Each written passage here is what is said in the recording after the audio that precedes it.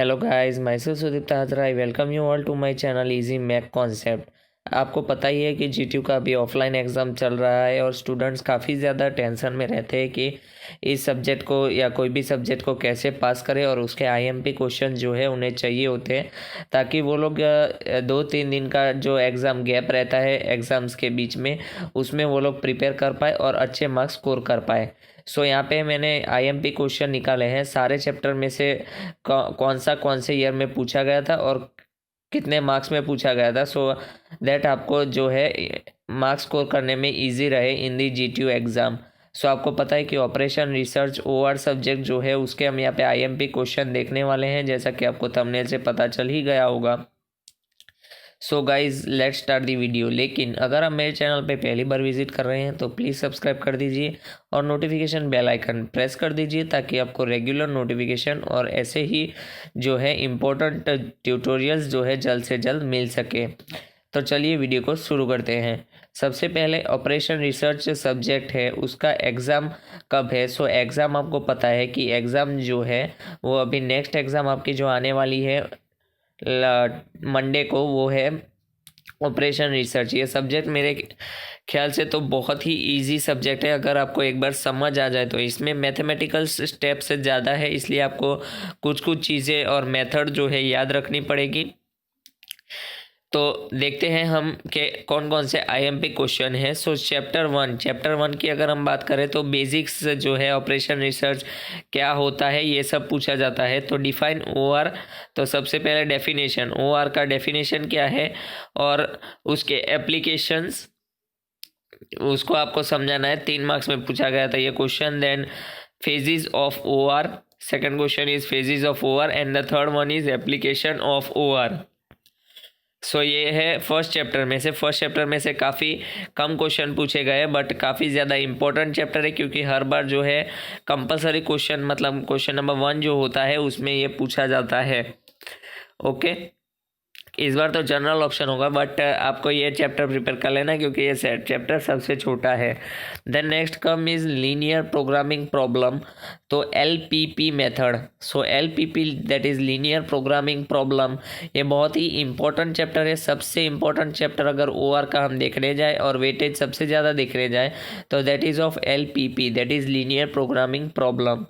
Okay, so ये आपको first question जो आपको दिख रहा है, ये जो है क्वेश्चन, ये एक सबसे पहले इसमें कौन कौन से न्यूमेरिकल आते हैं मैं बता देता हूँ। फर्स्ट इज़, एक तो आता है कि फॉर्म्यूलेट दी एलपीपी प्रॉब्लम, मतलब ऐसे कुछ टेबल या कुछ आपको सेंटेंसेस दिए होंगे, उसमें से आपको जो है फॉर्म्यूलेट एलपीपी मतलब मैक्सिमाइज या मिनिमाइज एक फंक्शन बनाना होगा और उसके आपको कंस्ट्रेंट्स बनाने होंगे। सो ये है फर्स्ट टाइप का प्रॉब्लम ऐसा आता है। Then next is simplex method, अगर लेस देन इक्वल टू वाला साइन हो तो आपको कौन सा मेथड यूज़ करना है, सिंप्लेक्स मेथड।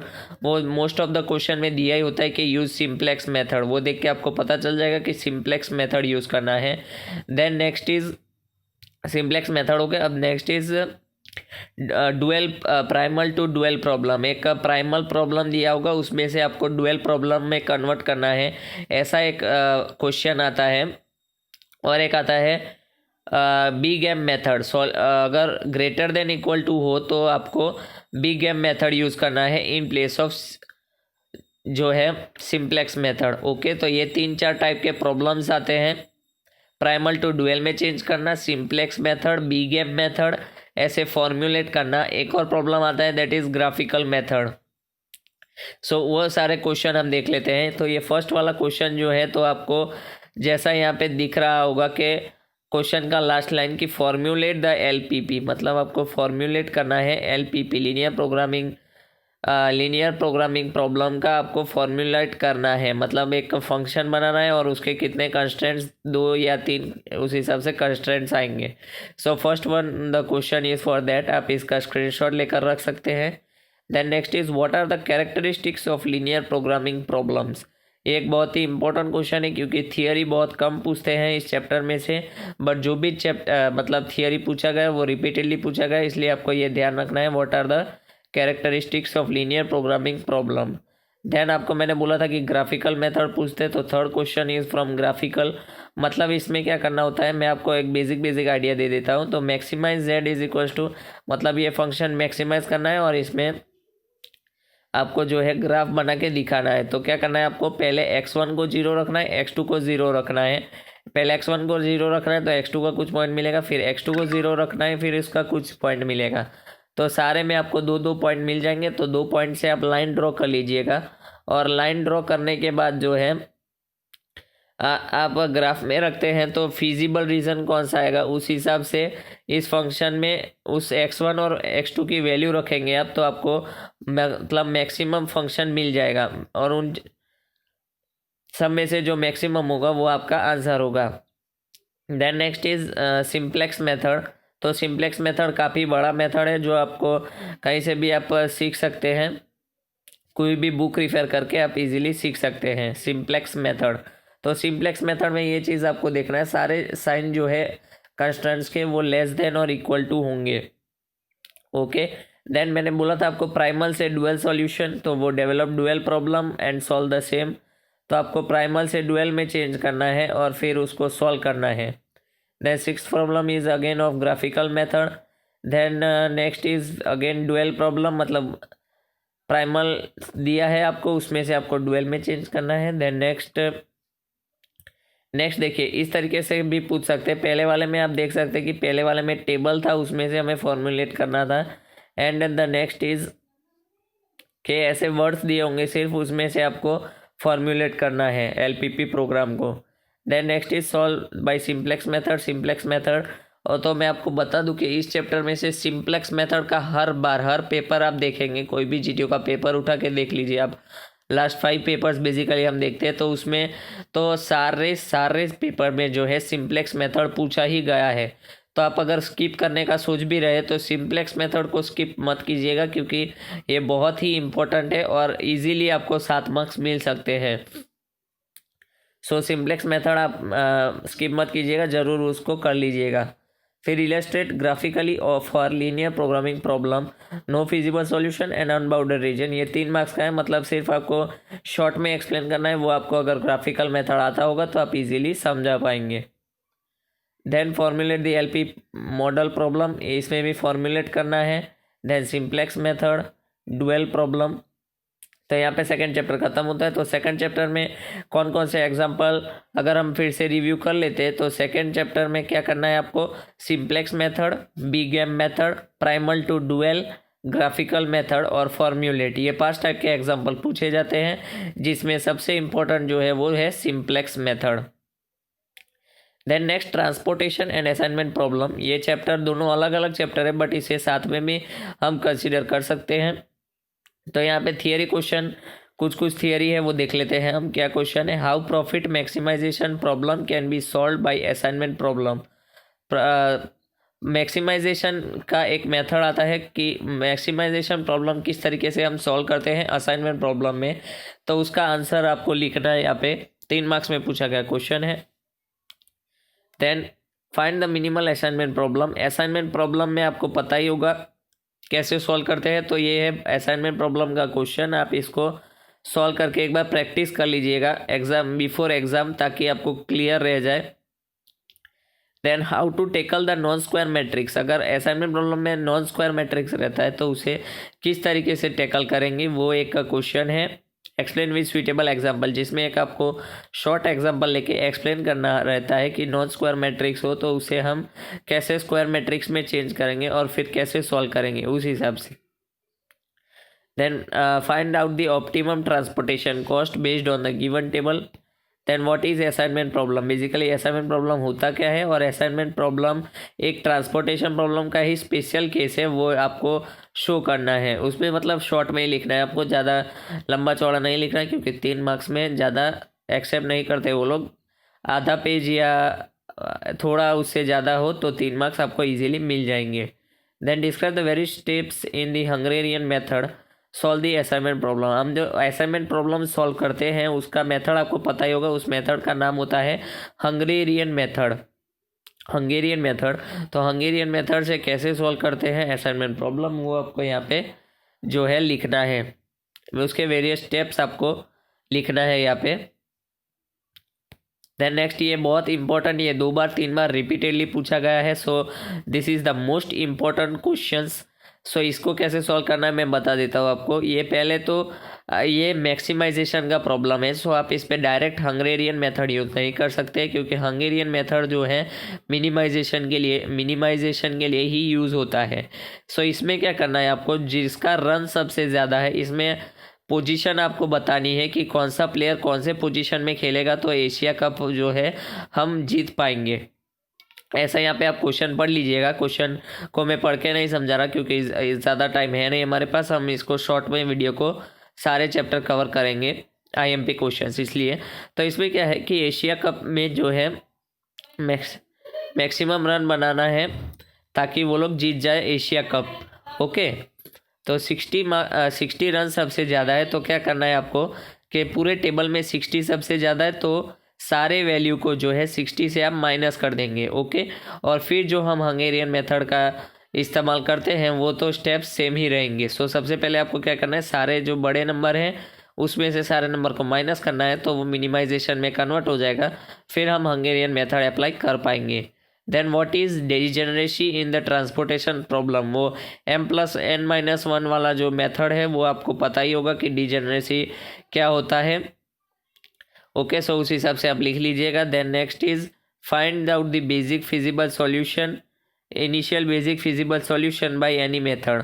सो आपको पता ही है एनी मेथड से इनिशियल बेसिक फिजिबल सॉल्यूशन कहा है IBFS। तो IBFS फाइंड करने के जो भी मेथड है, north west corner method, Vogel's approximation method, आप कुछ भी यूज़ करके यहाँ पे जो है फाइंड आउट कर सकते हैं, क्योंकि यहाँ पे बाय एनी मेथड लिखा है, कोई भी मेथड स्पेसिफाई नहीं किया है। देन नेक्स्ट क्वेश्चन में आपको क्या करना है, वोगल्स अप्रोक्सीमेशन मेथड से जो है IBFS फाइंड करना है और फिर उस पर जो है मोदी मेथड लगाना है, ऑप्टिमल सॉल्यूशन मिल जाए उसके लिए। ओके, सो आपको पहले करना है वोगल्स अप्रोक्सीमेशन से इसको सॉल्व करना है, इनिशियल बेसिकल फिजिबल सॉल्यूशन को, और फिर उसका ऑप्टिमल सॉल्यूशन आपको मोदी मेथड से फाइंड करना है।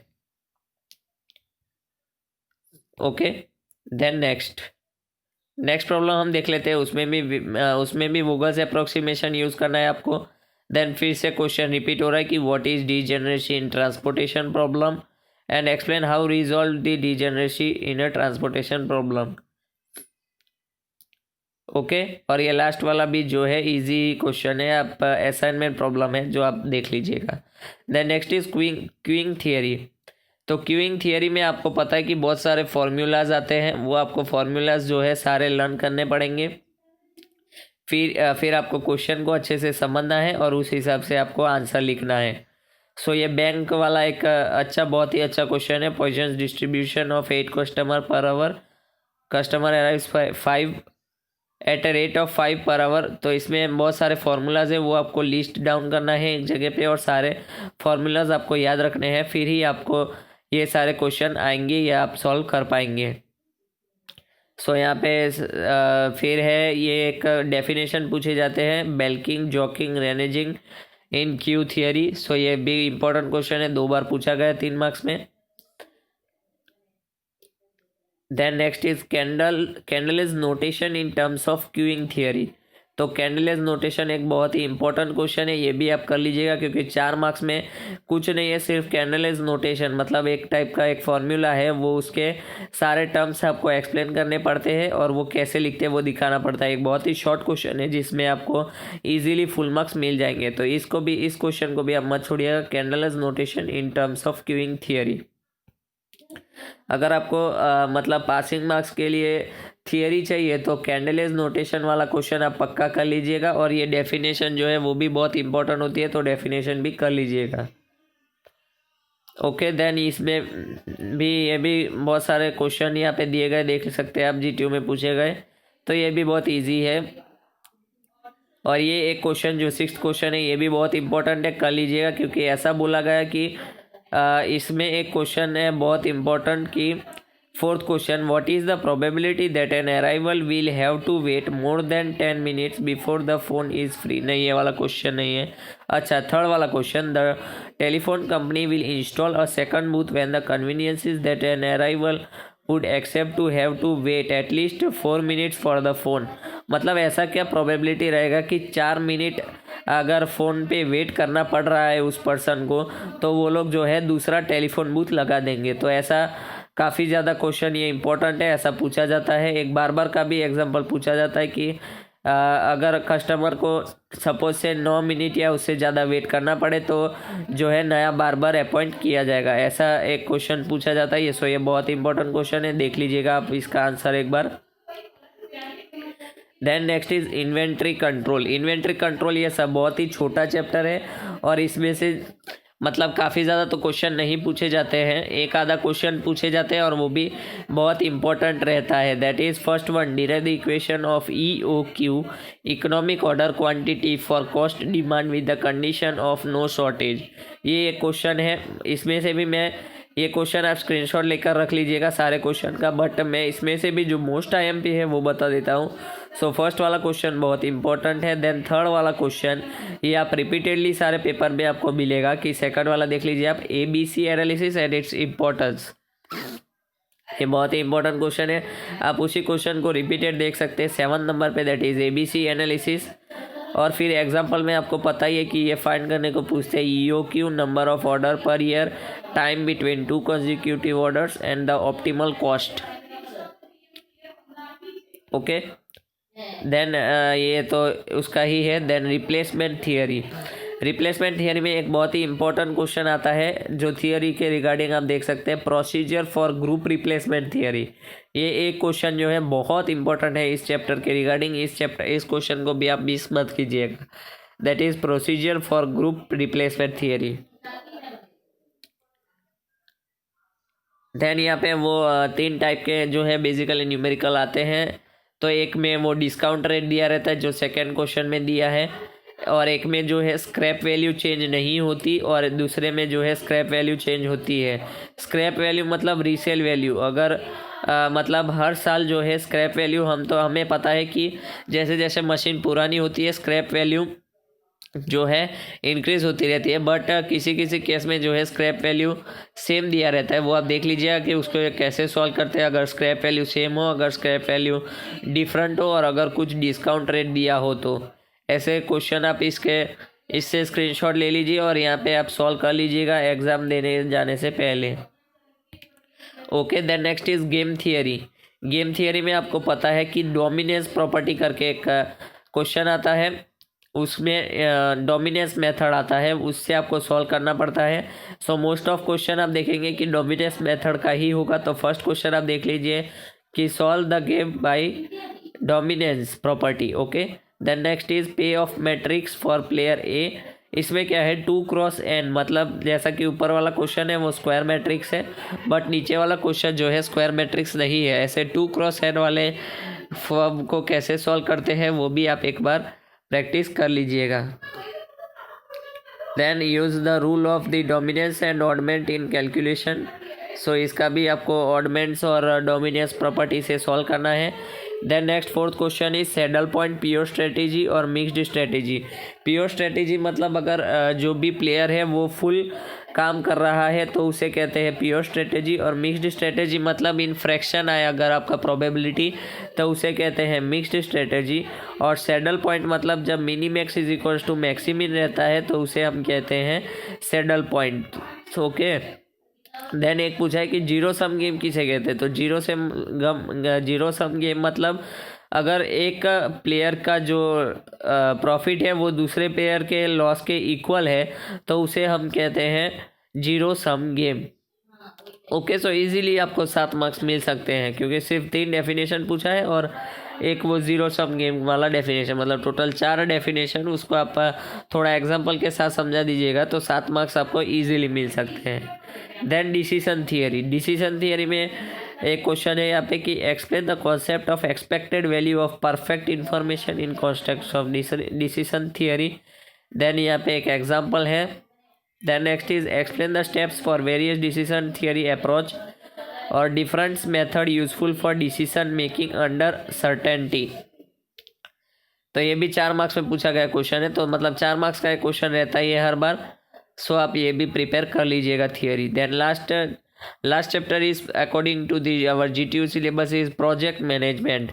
सो प्रोजेक्ट मैनेजमेंट में कौन कौन से क्वेश्चन आते हैं? एक तो बहुत इंपॉर्टेंट क्वेश्चन है difference between PERT and CPM।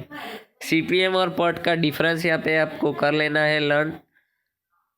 Then यहाँ पे आपको प्रोजेक्ट नेटवर्क, इसमें नेटवर्क डायग्राम आता है और उस हिसाब से EST और LST फाइंड करके फिर आपको प्रोजेक्ट का जो है मिनिमम ऑप्टिमल टाइम ढूंढना पड़ता है इसमें। सो फिर ये जो 6 नंबर का क्वेश्चन है ये गलती से यहाँ पे आ गया, ये तो इन्वेंट्री कंट्रोल का ही है, ABC एनालिसिस। और इस हिसाब से आपको ड्रॉ द नेटवर्क डायग्राम या क्रिटिकल पाथ फाइंड करने को पूछ सकते हैं। सो यहाँ पे PERT में वो 3 टाइम होते हैं, optimistic time, pessimistic time and most likely time. उसके हिसाब से आपको एक टेबल बनाना पड़ता है, उसमें वेरिएंस का भी रहता है और एक प्रोबेबिलिटी का भी क्वेश्चन रहता है। तो वो आप मेथड देख लीजिएगा, वो PERT का मेथड है। और CPM में तो आपको बेसिकली नेटवर्क डायग्राम ही बनाने को बोलेंगे, या तो फिर उसका जो है प्रोजेक्ट कंप्लीशन मिनिमम कितने टाइम में होगा, क्रिटिकल पाथ वो फाइंड करने को बोलेंगे। सो ये भी एक टाइप का क्वेश्चन है, नेटवर्क डायग्राम बना के आपको जो है क्रैशिंग का जो है एग्जांपल है, एक बार पूछा गया था ये विंटर 2018 7 मार्क्स में। Okay, so thank you so much guys for watching this video. और अगर आपको ये वीडियो हेल्पफुल लगा तो आप इसे अपने फ्रेंड्स के साथ और क्लासमेट ग्रुप में, क्लास के जो ग्रुप रहते हैं उस ग्रुप में शेयर कर दीजिए। और अगर आप मेरे चैनल पे पहली बार विजिट कर रहे हैं तो प्लीज़ सब्सक्राइब कर दीजिए और नोटिफिकेशन बेल आइकन प्रेस कर दीजिए, ताकि आपको रेगुलर ऐसे ही अपडेट्स मिलते रहें और ट्यूटोरियल्स जल्द से जल्द मिलते रहें। और एग्ज़ाम के बाद आप आके ज़रूर बताइएगा कि ये वीडियो आपको एग्ज़ाम में हेल्पफुल रहा या नहीं, या आपको अच्छे मार्क्स मिलेंगे कि नहीं। Okay, thank you so much guys.